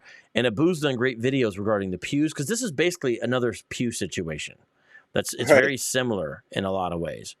It is. Although with the pew situation, it's possible to get some perhaps Arabic renderings, although very rudimentary Arabic, but it's possible to get some Arabic renderings here and there, possibly. But you have to fill in the blanks basically in your imagination. But it's possible. It's not any known language that's similar at all, because when you have lines, you could have some similarities. You know, we could look at it and be like, look, that's similar to an A. You know, there's this, but that happens when you're making markings like that. But the structures of the writing systems are fundamentally different, and this is an expert in it. The statuette inscriptions contain at least 15 to 20 different symbols engraved in different arrangements. Rodriguez Ramos says, adding, we are in the presence of an annotation system that has never been documented so far. So it's an annotation system. It may not even really be a language proper. Is everyone understanding this? This is from the article. This is from the expert. When he's saying it's 15 to 20 different symbols, he's saying, as I studied across the stones, I found 15 to 20 different symbols that are appearing. I don't know what they mean, but they appear in multiple places across the stones. That's what he's saying. None of it's Hebrew, though. He's categorizing this stuff. Break this down because this is pretty important. This is kind of like the meat of the article, in my opinion. Yeah, this is pretty much the conclusion to where at least where they are now, because he's still Dr. Reniel is still looking to do more research into this, of course. But as of right now, what we know is that this thing, like as you said, is an anomaly. There's nothing that's ever been found to be anything similar to the writing that is found there, and it's not. It doesn't even seem like it was a particular language that, like, as if something is being spoken to. It's like the way that he describes it. It's called something called stimulus diffusion, which is where this is what Dr. Reniel says is where they probably adapted this from another culture that they came in contact with, and they didn't really know how to use it, but they were imitating it. That's what was believed by actually Christopher Rawson, and repeated by Dr. Raniel. So yeah, if you look up stimulus diffusion, it'll tell you just that. It's, similar to cultural diffusion in a way, but stimulus diffusion in this situation, it doesn't seem to really be uh, saying anything besides. I don't. It could be something astrological. We don't really know exactly what this is and what it's saying, because we know what it isn't, but we don't know what it is. And Yeah, this is fascinating. We do not know. Look at this. This is important. The carbon dating span is wide, and the only point of reference is the style of carving in the inscriptions, which have no parallel. They show no sign of being the product of the 10 tribes, Phoenicians, Greeks, or any other boat of ancient Levantines that got very lost. Nor do they seem similar to anything originating in mainland South America. It seems they were manufactured by a civilization unknown to history. Or, it could be a civilization that we're aware of, but this particular style of annotation was lost. How to do it. Like, for example, the Egyptian civilization wasn't lost, but they forgot how to translate their own hieroglyphs. They didn't know how, until we have actually Napoleon to thank for the fact of the discovery of the Rosetta Stone and all that kind of stuff. Why the collection was buried centuries ago and known only to one family that died out with an old woman in the late 1870s, we cannot know. But Rodriguez Ramos speculates that since this collection is unique, they were not the product of a widespread cult, unlike the Hebrew Israelites, who are a widespread cult. He's saying they didn't really get around because we ain't got nothing like it, yeah, I mean, if it had to be told to the Father Nazario that these things are, this is where you find them. You have to go to this location in this cave. It looks like it's just been sitting there for whatever reason, and it's very odd. It's very odd. We don't know exactly how. We have to go by the story, but there's no real proof on how this father came across this. But we do know that he didn't. It wasn't created during his lifetime, so that's right? very That's the it's authentication. When they exactly say right. they're real, that's what it means. But look how they end this article with a quote by Rodriguez Ramos himself. I cannot say lost civilization, but I can say the hands that made these are different from the hands that made artifacts in Puerto Rico. Wow. So how are they going to put it is like, oh, look, Ephraimites. Right. It's insane. Just So, just to say just to say one thing, that it was very interesting that Dr. Reniel says over the phone. He told me that he thinks that there was a multicultural type of environment going on over the centuries, over for mhm, many in this island and throughout the Caribbean, and that the term Taino, it just doesn't really do justice to the people that we say were there originally, because it seems to be a lot of different contact made by different people. So he that's one thing he said towards the end that kind of blew my mind, when he said that the Tainos are kind of an invention of the Spaniards or Europeans to just kind of group the people from that area into a nice little group, a nice little convenient box. But there seems to be other things going on that we're just not aware of, and it's quite interesting. Yeah, it is interesting. And so that's why I'm like, hey, I don't mind getting into this. I appreciate all the extra behind the scenes work, that you've done, San Miguel. I think you're really the person for the job. And, you're showing that all it takes is some objective digging to disprove what these guys are saying about this stuff. And it's a real shame. With that, I know most of your interaction has been with ISUPK. We just showed some stuff with the IUIC. But I want to play a video where Sakari is promoting these stones that has so many errors in it that this video should not even exist. But meaning they should take it down. But what's crazy is some Hebrews will grab the video and made it a highlight because it's only a 10-minute clip from a conversation. And before they made the video, they didn't even check out anything that was said. I'll explain what I mean by that in a second. But let me see if I can get this part here. This is pretty interesting here. I believe this is the right spot. Let me see here. Okay. So let me make sure this is all lined up. Come on, you gonna work here, video? Well, if it doesn't, let me try one other thing here.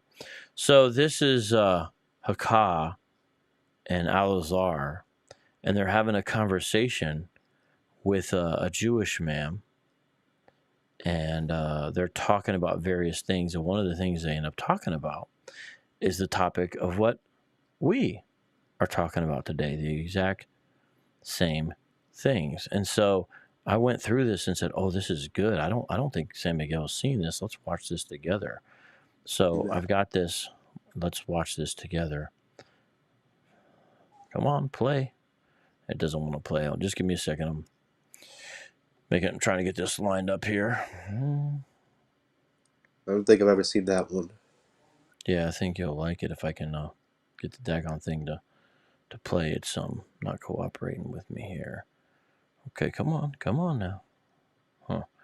Let me try an alternate way. Huh? I should have sent you one of the videos I've seen where Gorilla Hebrew or whatever name he goes by, Al-Azhar, he series in I guess for the 10 tribes, and it's called Viva Yashar Allah. If anybody wants to YouTube or YouTube this stuff and look at some of the videos, he actually goes into this and he just totally butchers everything. I mean, I don't know where he's getting the information from that he's presenting as like a presentation style, and he just shows a map that was shown in one of the articles you went through, where it tells you the mountainous region. Well, you went through it last time, which shows you where it was found, and he just goes off the top of the head without even reading any actual articles. What about the 8,000 Hebrew artifacts that were found on the small island of Puerto Rico? There you go. Has that ever been authentically verified by archaeologists? Yeah. I don't believe it for a second. I want to see it. Tell me the site. I want to see it. I don't believe it. Just look it up. Look it up. What does it tell me? What should I look up? Just look up. And tell your listeners to look it up too. We've already brought this out. Tell me what is it called? Listen, I want everybody to hear what you just said. You said Gorilla Hebrew walked you down a tight rope and you didn't even know it. You're talking about DNA, but you have no ancient fossils, so to speak, or bones to match up to your DNA. But then you had to retract and say, oh, it's because of the culture, the similarities in the culture. But you guys are not the distinct people that have Hebraic culture. Haka, it doesn't say Jew on the DNA. Pull that up. It's all right. Haaretz, right? Is it Haaretz? Okay, so I want to rewind this part. Did you hear some of what's said already? They're about to go in the Haaretz article, but the beginning of this is astounding. Yeah. Did you hear the number he gave? Yeah, he said 8,000, right? Yeah. How many are there though? It was 800 originally. Yeah. So hey, we all make mistakes, but it shows the nature of just basically repeating that you have with a lot of Hebrew Israelites. I'm not talking about Al-Azhar, because I believe he just essentially made a mistake there. Okay, I understand that. That can happen, right? But what I want to show is the article or the video is title World Events and Bible Prophecy. Put this up 3 years ago. Look at the title. I don't know if you're gonna be able to focus on it. Nope, it's not gonna do it. But the title of the video is "What about the 8,000 Hebrew artifacts found in Puerto Rico?"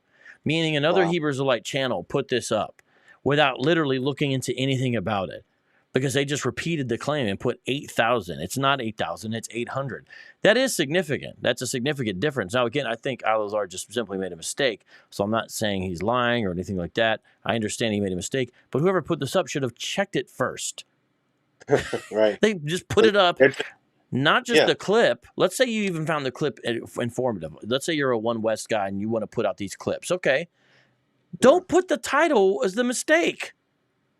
It just shows how they do no background check on what they promote. As long as it promotes their cause, they're good with it, you know? Yep. I was there once. Yeah, so let's watch this. Watch this. Here we go. What about the 8,000 Hebrew artifacts that were found on the small island of Puerto Rico? So see, the way he's presenting it is, you have this little island and yet you have 8,000 artifacts there, and they're Hebrew artifacts. If a person just heard that, they would be totally misinformed about the situation. They would think, wow, 8,000 Hebrew artifacts.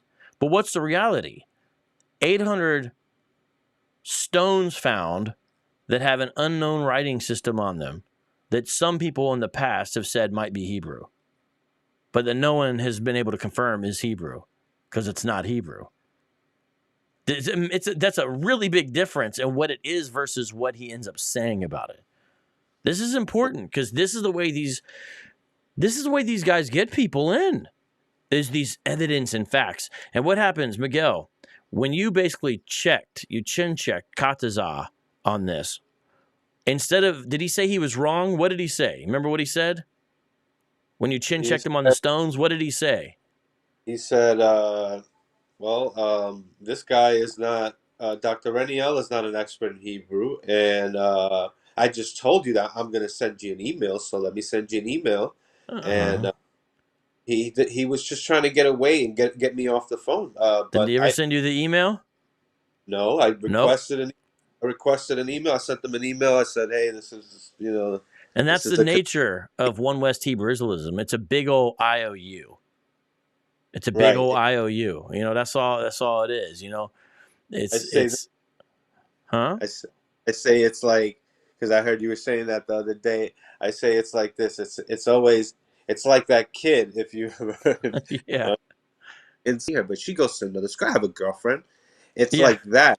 Like, when are we gonna see this girlfriend of yours? And then, the guy's lying. But in this case, these guys are just kind of repeating and saying it with such belief, such passion, just conviction, and it really makes you think. Like, this is why it shows you why some of these members are just listening and thinking, oh yeah, I mean, look at the way he's saying it. Of course it's true. Mm-hmm. And so much confidence. And it's also funny. Remember what Kataza says to you? He says, let's just say these 800 pieces weren't Hebrew. We've still got a whole bunch of others. We can go artifact for artifact. Bro, no. It's Gallup. Yeah. So listen carefully to this. And Abu makes a great point. He said precisely how the alleged Hebrew reads. What's so crazy is Kataza tried to tell you he knows what those stones said. He tried to mention the 12 tribes. Remember that? He says a whole lot of garbage that's not there. He says there's Ark of the Covenant in some of these inscriptions. He says that there's towns or places in Israel that mention stones, and it gives you the names of the 12 too. None of that is. Go through this together. What about the 8,000 Hebrew artifacts that were found on the small island of Puerto Rico? Has that ever been authentically verified by archaeologists? I don't believe it for a second. I want to see it. Tell me the site. I want to see it. I don't believe it. So Ken Quinn has proper skepticism, number one. So he says it had been authenticated. So he is obviously referring to, is it actually Hebrew? Right. Al-Azhar says yes, but One Westers don't understand, I'm being charitable there, that the authentication spoken of by the scholars is that they're not frauds. They are actually antiques. They're not modern forgeries. That's the authentication.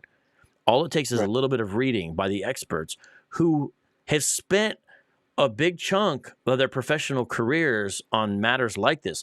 The professor has spent a lot of his own career since 2001 as a graduate student.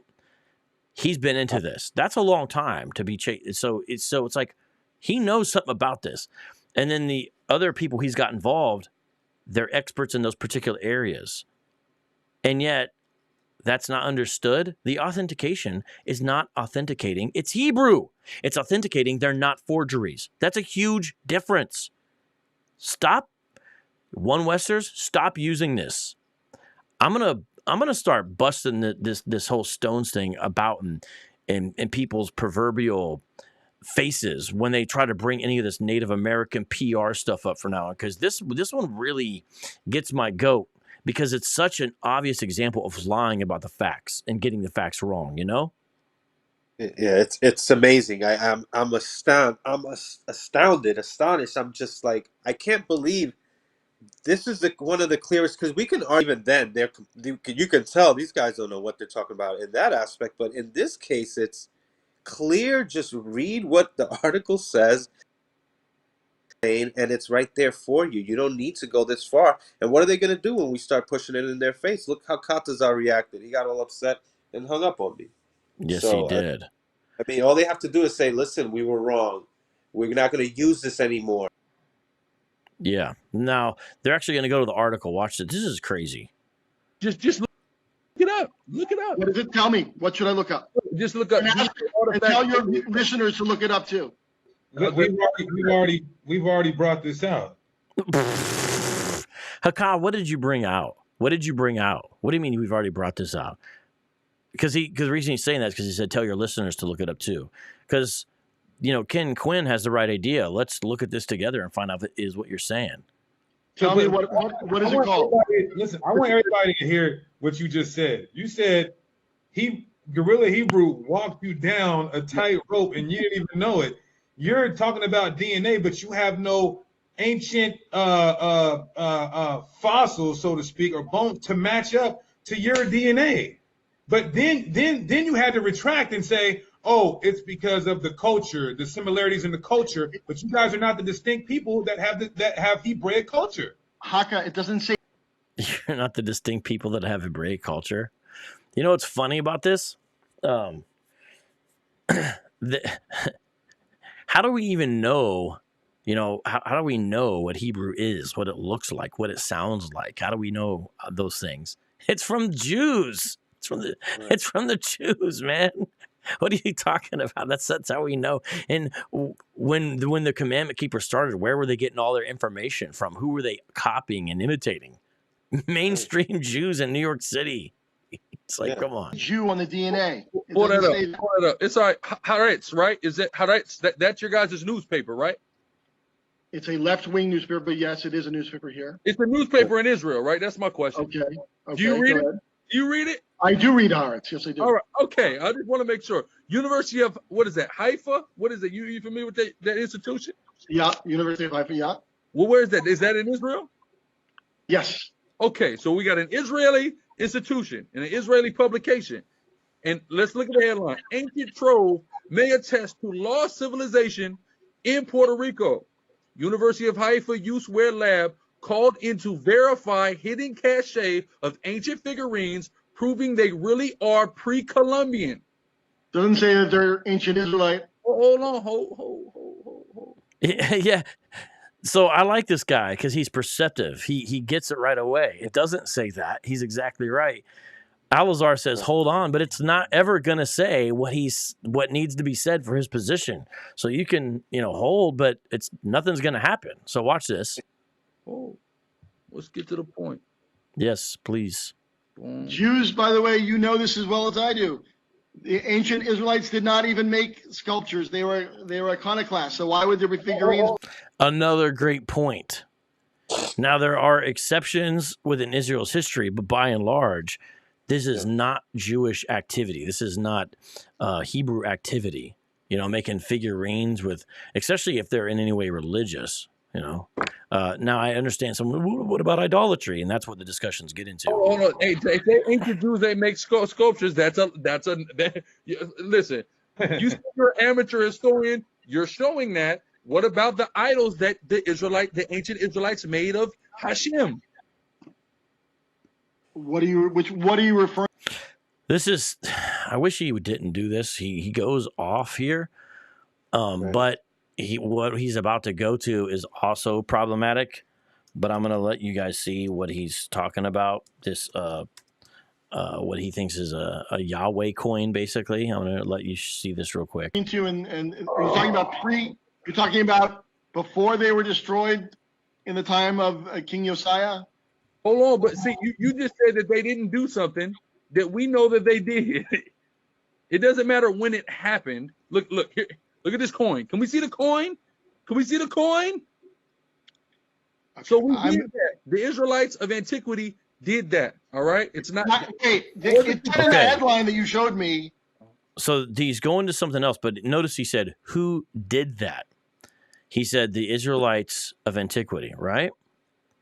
Well, is that right? So he was on Wikipedia to show that, right? Now, I'm going to go and I'll share my screen real quick because I just want to show you that was also wrong. So the point he tried to make to show, oh, no, they did this was also wrong.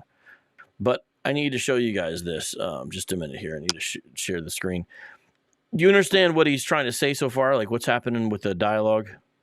Yeah, I understand. He was. I think. I was hoping that this guy just left it at that. Oh, okay. Yeah, it was authenticated, but yeah. They sidetrack, don't they? Yeah, they do. Guys, you literally got to check everything, okay? You just literally got to check everything. So we're checking everything. So this is under a Wikipedia article called Yehud coinage. All right. Now we're going to go down. All right. And I want to show you something very fascinating about the coin he just showed. Do you guys see that? That's the coin he just showed on the screen, right? I'm gonna read what's underneath here. That's the most important thing to understand this, okay? Read what's underneath here. We're kind of in the way here. I'm going to get us out of the way, all right? So this is the little caption description further about what the coin he just showed. The silver British Museum drachma, known since 1814, but with unknown provenance, it was probably struck by the Persian administration in Israel in the first quarter of the 4th century BCE. The coin shows a deity seated on a winged wheel, often interpreted as a depiction of Yahweh. So a few things about that. One is, it seems that the ones who minted it or struck it are the Persians, the Persian administration in Israel. That's not really a proper Jewish endeavor. Do you guys understand? But that's most likely it's of unknown provenance, what he just showed. And I can tell you who likes to try to interpret it as being Yahweh. It's usually progressive Old Testament A&E types. Oh, wow. But it's not a guaranteed thing at all. But I'm going to read this little part here about it. Had been commented upon by the biblical and other scholars, is sometimes described as the earliest coin minted in Israel. But notice again, it was by the Persian administration. It was even, if so, it was even the subject of a special monograph that nevertheless did not reach any firm conclusions. So a monograph is an extensive scholarly type research paper on one topic. So it doesn't have any other topics but one monograph. The coin and my point by saying it is someone wrote a whole monograph on it, specifically Michael Shinkar in 2008, the coin of the God on the winged wheel, and did not come to anything conclusive. But yet Al-Azhar is telling this Jewish man conclusively what it is. The coin presents an image of a divinity. Notice the language is careful here. Seated on a winged wheel that was often interpreted as a representation of Yahweh, the God of Israel. So it's sometimes interpreted as that. The legend on the coin is somewhat unclear. It is interpreted either as Yahoo or Judea. It has been classified as the Type 2 Yahud coin. And look at the back of it. The obverse of this coin also features the portrait of a man in a military helmet. The media interpret as Belgeas, a general of Artaxerxes. Now, I don't have good pronunciation, but here's my point. Jews aren't minting coins of their oppressors, people. If the back of this coin truly is a Persian general, this is not something done by the Israelites. Let's mint coins celebrating our oppressors on the back. So, do you guys understand the importance of all this? Because it doesn't even seem that this is something the Israelites themselves are doing, and you can know that by the back. And all it takes is a little bit more reading this. So he did not give a good example. I don't like this. There's so much wrong with this discussion, and I just wanted to show that little part there yet again. Now, continuing back to the video itself, I hope everyone understands what was just done here. It's a debunking of really every point brought up in this discussion. May, you know, it doesn't, and it said pre-Columbian. It didn't say biblical. Hold on. It said pre-Columbus. It said pre-Columbus. Hold Did not say what's the ancient- point? What's the point of saying pre-Columbian? Meaning before any Jewish person landed in Puerto Rico that was from Europe, this happened. That's what it's talking about. Bro, before any Jewish person landed in Puerto Rico, the pre-Columbian part at the Haaretz article has nothing to do with about a Jewish person landing in Puerto Rico, does it, Miguel? No. This is not good. And I like Al-Azhar. Sometimes we have friendly discourse. Sometimes we don't. I respect him. This is bad, though. This is really, really bad. I think what he's trying to say there, just to play devil's advocate, is that before anybody that can be Jewish is probably the way he should have worded it. Anybody that would have been Jewish at all, who would have inscripted this or carved this, before any of that, there was Jewish or Hebrew, found in the island. I think that's what he's trying to say. That's what he's trying to say, but he's at the Haaretz article. And remember, he said, what's the significance of saying that it's pre-Columbian? And he's referencing the Haaretz article.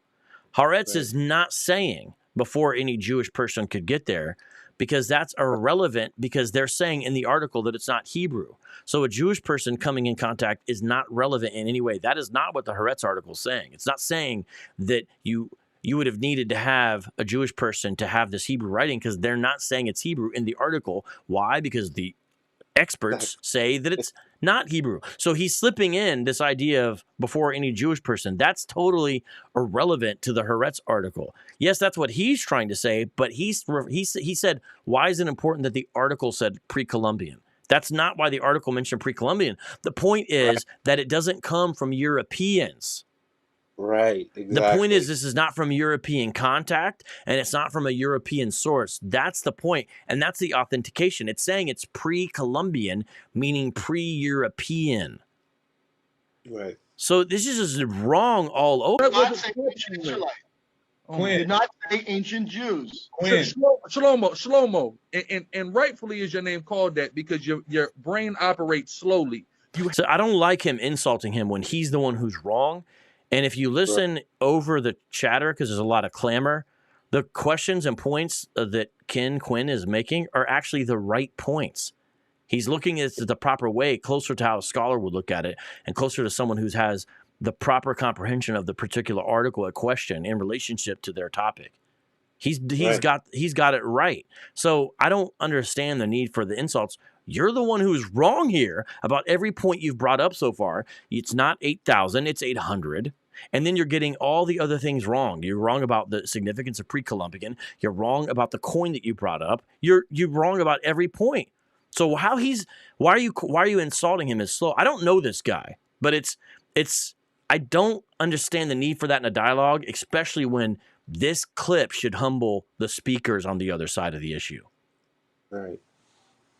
You have to understand before you open your mouth and try to dispute something.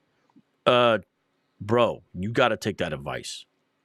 The point of it being pre-Columbian, so you can understand, you used the term anthropological earlier. Let me educate you on anthropology, since I studied it at a collegiate level, right? He he told me the same thing. He told me that Seattle or something. Yeah. So nobody who is, you guys got to understand, this means anyone who's had a biology class in college, anybody who's had an introduction to a foreign language in college, anyone who's had a world history class in college, anyone who's had a comparative religion class. I'm talking like, university type thing, right? Undergrad stuff. You could technically say something like this. I have studied world religions at a collegiate level. But it's kind of a silly thing to say. Having one class at an underground level at a university, it's not really a mark of great learning. It's nice. That's cool. I'm glad I had an anthropology class with a lady who worked with Dr. Richard Leakey, very important, prominent guy, and Joe Hansen. So these are people important in evolutionary studies in relationship to humans. But that doesn't mean like I wouldn't go around touting myself as being able to explain all the subtle differences between the ape teeth and the human teeth. I know some of them, and I could talk about some of them, but it's much more sophisticated. But I feel like it'd be silly to be like, I've studied evolutionary human development theories of origins at a collegiate level. Well, technically it's true, but it's not really a point to boast about. It's just, this is all wild, man. This is all really wild. You know, And it's like, okay, yeah, but you're going up against experts who did more than just have a class on it. They're experts on it. University of Washington, right? Yes. Anthropology, when you're dealing with the value of it being pre-Columbian, it means that somebody who did not come from an Abrahamic faith, who may have had an agenda to try to convert Puerto Rican people or the Taino Indian by attempting to tie them to something that they were not necessarily tied to, right? That's why it's talking about pre-Columbian, because the Abrahamic faith part has nothing to do with it at all. Crazy. there What's he is trying to speculation show? What is that? Yeah. So weird. that Christians and Jews, when they came to the Americas, would attempt to draw these people into their religions through connecting them through some obscurity. So when it's talking about pre-Columbian, it means no person from Europe came in and tampered with and gave them any other ideas. These ideas they had independently before encountering Europeans. The very last thing he said was the closest to accurately describing it, because he just made it about Europeans. He didn't include the stuff about Abrahamic faith and Jewish and all that kind of stuff. That was closer to, if he would have only said that, we would have said, okay, you're basically getting it right, the importance of them saying pre-Columbian within the context of what the article is saying itself and not anything else. However, you can't say that about the ideas because, first of all, it's not Hebrew. And second of all, the first person to say, oh, this maybe is from lost Israelites was Father Nazario himself. So he clearly is giving them the idea. That's where these ideas come from. The idea of peoples in the New World, so-called, being Semitic comes from European explorers, missionaries, and settlers. All right? That's why it's emphasizing being pre-Columbian. Okay, but there's no evidence that those were Israelites. Quinn, let me add something. Unless, and this is what we bring out to Notice we haven't read the article all yet, except for the title. Our other brothers who have a different ideology as us as well. You would have to show historically where the diffusion happened. Who came and taught these guys this? You Taught them what? It's not Hebrew. won't be able to show it because they've had it. They've had these customs and culture.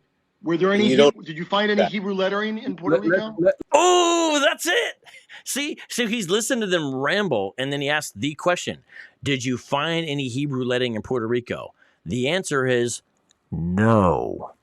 Miguel, what do you say about this dialogue, bro? This is insane. And then what Hakan just said, I want to point out, where he said, you have to say where the diffusion came from.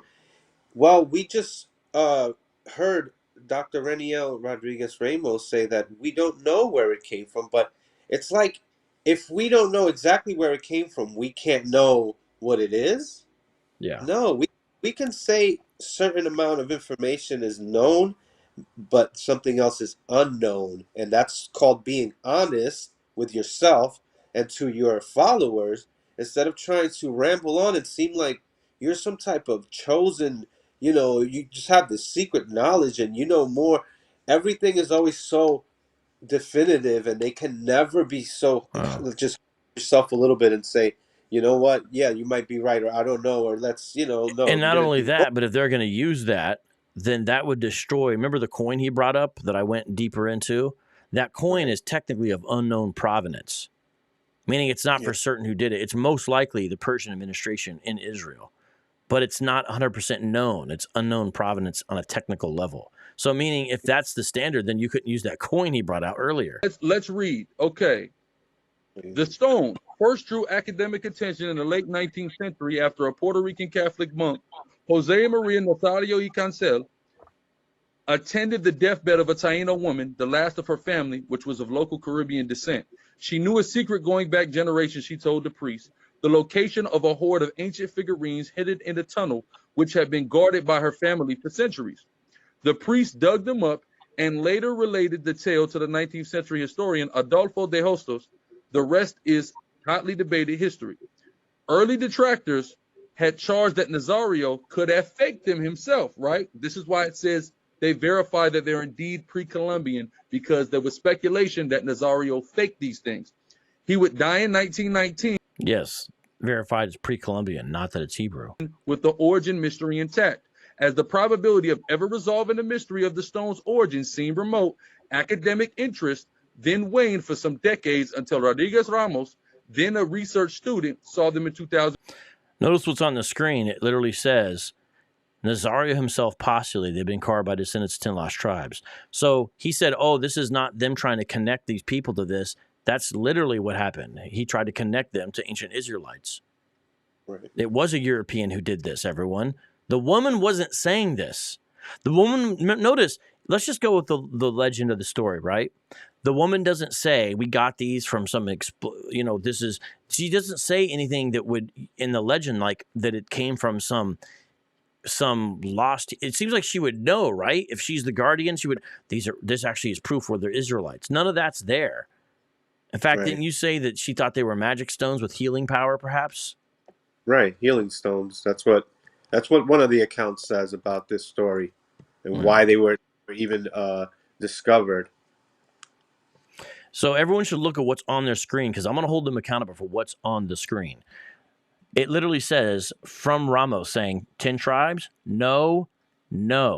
He explains that Chris Ralston, an expert in the ancient language of Levant, including Hebrew Phoenician, suggests that sensible similarities might be observed here and there, but the structures of the writing systems are fundamentally different. The statue's descriptions contain at least 15 to 20 different symbols engraved in different arrangements. So that's not Hebrew. It says it right there what they're reading, but One, given the inexplicable nature of the statuettes, origin theories had abounded. Nazario himself populated that they had been carved by descendants of the lost 10 tribes because he thought he recognized Hebrew or Chaldean letters or inscriptions, right?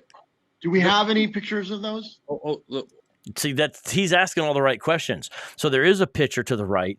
All you would need to do is blow it up and say, here's the Hebrew. Here's the Aleph. Here's the Gamel. Here it is. Let's go. This is So I don't remember the entirety of this video, but it seemed like he stopped reading at the point that would have destroyed their own thesis that they're saying. Of course. Those are Paleo Hebrew letters. Hold on. First up, the way that these things are carved, I can't say whether they're any letters whatsoever. Wait, what? The way that they're carved? Wait a minute. That needs to be a quote. The way that these things are carved, I can't say that there are any letters whatsoever. But his whole point is he's saying it's Hebrew. These things are carved. I can't say whether there are any letters whatsoever. Based off of this one thing. You said show one, I click one up. Right? You yourself said that there's no way of distinguishing that Hebrew letter there. On this specific statuette, there's 800. This is one. Right? If it wasn't if it wasn't at least a possibility, your people wouldn't have put it in their publication. No, because that's not what it's about. If it wasn't a possibility, your people wouldn't put. Now, first of all, if this is a Haaretz is a sort of a left progressive Jewish publication, number one. Number two, which is fine. I'm just giving the background to it. Number two, aren't the Jews part of the grand conspiracy to cover up the true identity of the real people of the book? So why would they put this in there to potentially expose themselves that it's someone else, not them? What? We're not like that. Israel's not that way. They don't say your people wouldn't have put it in your publication. You have no idea how it works in this country. Apparently the guy's in Israel, because he said this country, you're referring to Israel. It happens to be the most liberal newspaper. That's one of the reasons I read it, because I like to read different views. They absolutely would put things in it that are convergent to traditional Jewish thought. But there's nothing there that you showed me that indicates that those are from ancient Israelites or ancient Jews. He's exactly right. I like this guy. In the 3 paragraphs that I've been able to read without you cutting off, and the one photograph that I clicked on that was nearest to those paragraphs, of course, now, you haven't been able to show me. I haven't even been able to read this whole article. Hey, I got a serious question, but it's well, okay, then read the rest of the article. But now Hakaz interjecting. Gonna stay on this topic before we move on.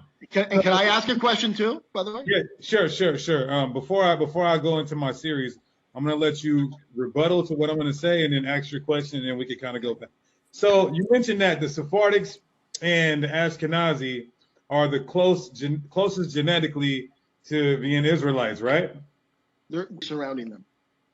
Okay. I didn't say that. That's what geneticists said. Okay. My understanding is that's true. Where is the Northern Kingdom at today? What? We do not know. They were dispersed.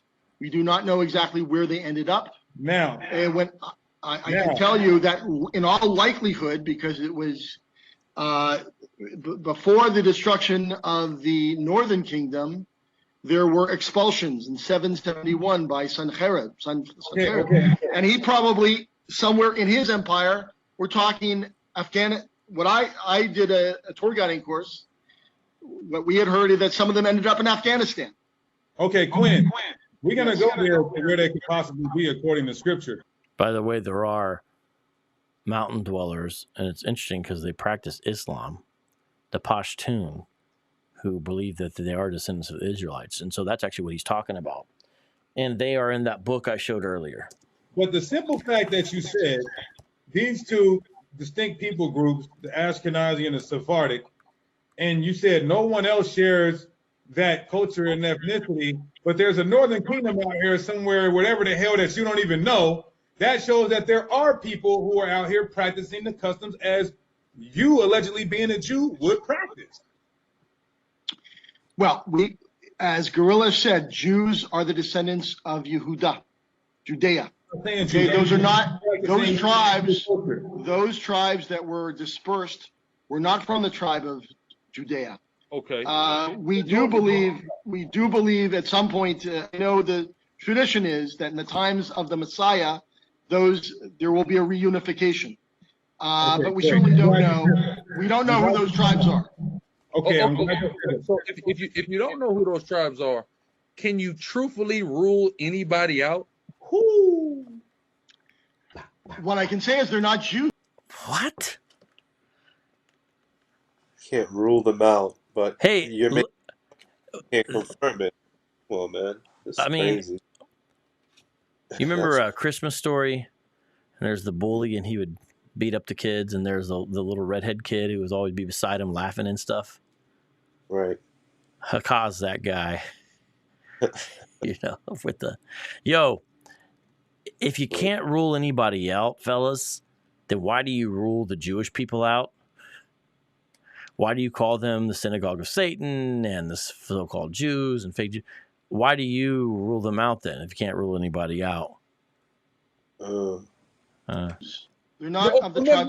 They may be of the tribes of Israel. They may be the lost tribes. Correct. They may be. Anybody can be that. But they're not Jews, though. Correct. Okay. Now, Wow, wow, wow, wow, wow. Wow, wow, wow, wow, wow. They never even finished the article, huh? No, not in that clip. I need to get the longer thing. We don't have time to go over it all, but I don't think so.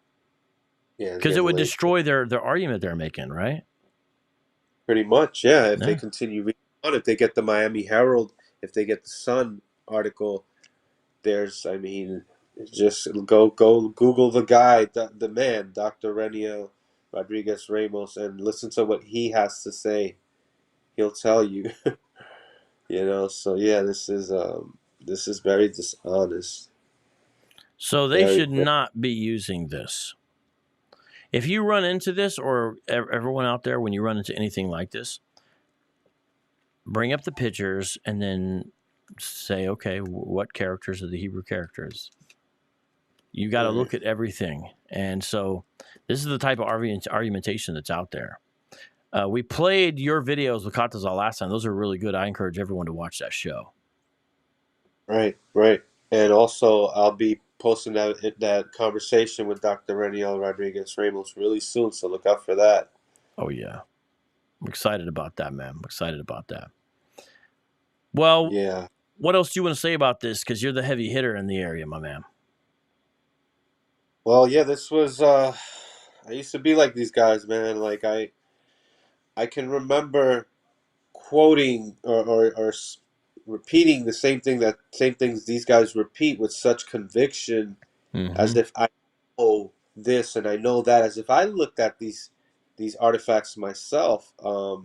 Yeah, I was very convinced. I was highly convinced that I was a Hebrew Israelite, and that there was just artifacts just all over the place, and that the Tainos were speaking Hebrew, and the Las Lunas Decalogue stone, I knew about that. There were so many things that, I mean, I would hear it and I'll repeat it without verifying anywhere that these things were actually true, or that there's an actual citation or a reference that's believable, that's academic. It's what's important. And this is where I am now. It's like now I'm doing the opposite of what I used to do, because it led me to a place, that I regret. Essentially, I wasted time, and I was an a-hole, just like these guys. I was, just I was wrong, but I would act like I'm the one that's correct and just be completely disrespectful, when it's like, man, it just a little bit of humility, and just maybe consider the fact that you may be wrong, because there are many things. This is just one piece of evidence. You can go into interpretations of scriptures in the Apocrypha. The same thing about the 10 tribes, the Decalogue stone, the Back Creek stone, the Ohio. I mean, all these things, you can look into it and get actual references, actual information. If you don't look at the people that are, if you don't look for the people that are actually taking time. I mean, this guy's whole career, Dr. Reniel's entire career, pretty much is based off of this right now, and he put his career on the line, and I think it's very deceptive, and it's doing an injustice to this man's work, to say that, that it is something that it is not. And you have to these just pay attention to how these people behave and how they act, and the people that really know something, listen to how they talk, and they at you with such carefulness, and they want to make sure they're not saying anything that's wrong, because to some people, at least, the truth is important, and deceiving people is something that you don't want to do, man. You don't want to be that guy that lets somebody on the wrong path.